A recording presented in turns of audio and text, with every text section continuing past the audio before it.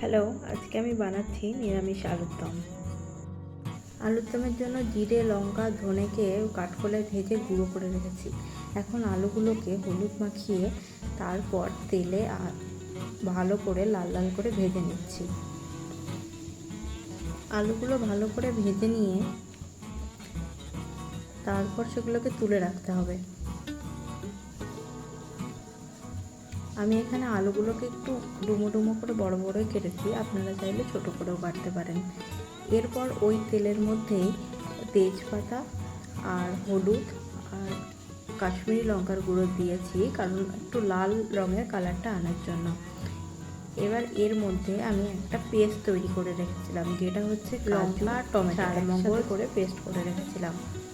এখন এই তেলটার মধ্যে সেটাই দিয়ে দেবো। এটা দেওয়ার পর এটাকে আস্তে আস্তে খানিকক্ষণ 2 থেকে 3 মিনিট কষানোর পরে আমরা এটার মধ্যে যে ভাজা মশলাটা তৈরি করে রেখেছিলাম, জিরে, ধনে আর লঙ্কাটাকে ভেজে গুঁড়ো করে রেখেছিলাম, সেটাকে দিয়ে দেবো। ওই ভাজা মশলাটা দিলে আলুর দমের যে গন্ধ বা টেস্ট দুটোই খুবই ভালো হয়।